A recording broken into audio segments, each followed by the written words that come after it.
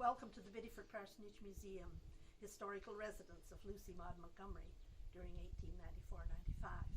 Come in, relax, and join us for Storytime with Ellen Montgomery. Hi there, my name is John Martin, and I'm going to do a reading here that was first published in Golden Days. And the name of the reading is Our Charivari, and the pen name of the author is Maud Cavendish. When Jerry Bourrier, Uncle Lyman's French servant boy, told us there was to be a charivari at Roderick Brown's that night, we were wild to go. We were Alison Hillier of New York, Algernon Keefe from Nova Scotia, and myself, Fred Harvey from Quebec. We were cousins, and we were spending our vacation at Uncle Lyman Harvey's farm on Prince Edward Island. We were having a splendid time, but we were chiefly notorious for our scrapes. Our average was 2.5 a week, and Aunt Maria said, time and time again, she never had a minute's peace, lest one of the other of us should be brought in a corpse. And I'm obliged to confess that we generally got into trouble through our own headstrong doings and willful disregard of Uncle Lyman's advice.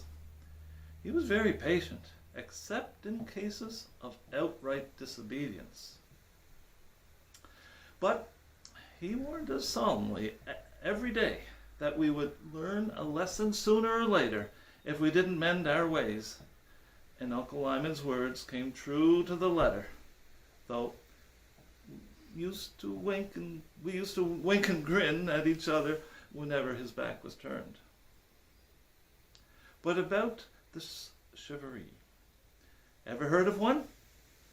Well, it's an old French-Canadian custom, and it's kept up in a good many places in Canada yet.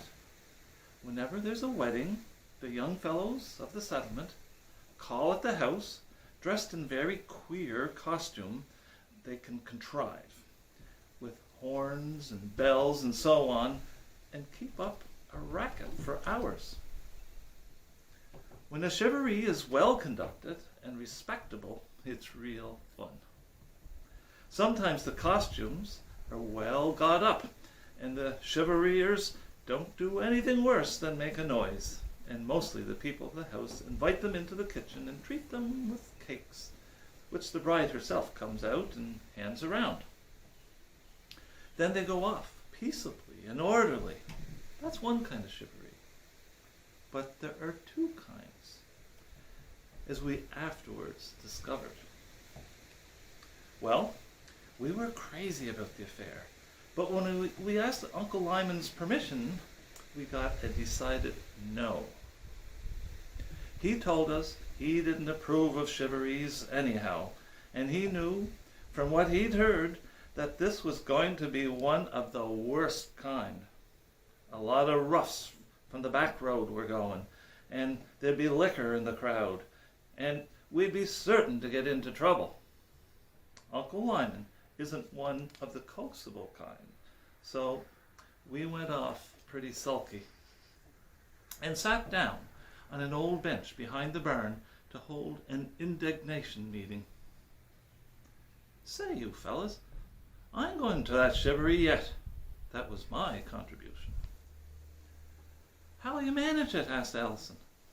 If we could hit on a plan, I'd go in for it, for it's likely the only chance we'll ever have of seeing a real charivari. It'd be no end of fun to tell the folks at home.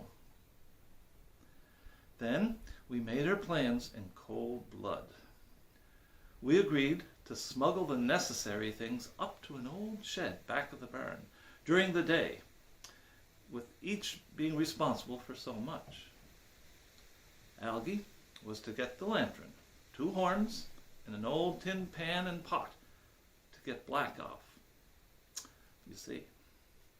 Now, I agreed to bring 2 old dresses of Veronica's. Veronica Gallant was Aunt Maria's big fat French girl, and Alison was to get Jerry's working clothes, Jerry and Veronica had gone home. It was a holy day, so we had a fine chance. Every now and then, through the day, you'd see a boy sneaking into the house when Aunt Maria wasn't round and rushing out again by the back way with something. We knew no one would go near the old shed. How to get out at night bothered us most. Uncle Lyman not only locked all the doors at bedtime, but carried the key off with him, because he discovered that Jerry had a bit of a habit getting up and going out apple stealing after everyone was in bed. All the downstairs windows made too loud a noise in opening to think of getting out them, for Uncle and Aunt slept on the ground floor. The only upstairs one that would serve was a little one in the clothes room. It opened on the steep kitchen roof at the back of the house. We resolved to climb out of this, slide down the roof, and jump off on a pile of seaweed that had been used for banking in the winter and hadn't been removed. When we went to bed at night, we could hear horns blowing all the roads, and it just made us tingle. It was dusky, starlit night, and a new moon was low in the west, looking like a little crescent of reddish gold.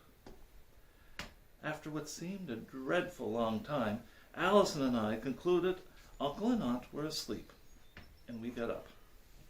When we crept into Algie's room, of course he was sound asleep, and such a time we had to wake him. And then he was sleepy and stupid for half an hour. We took our shoes in our hands and tiptoed down the hall to the clothes room door. Then Allison tripped on a rug and fell against the door. It flew open with a bang, and the shoes went skating over the floor. We were sure every soul in the house would be up with that noise, but as all was still, Allison got up, and after we had a laugh, we got to the window. I thought we'd never get it up. It stuck, and Allison shoved and shoved. All at once it gave way and went up so suddenly he nearly went through it. We fired our shoes down first.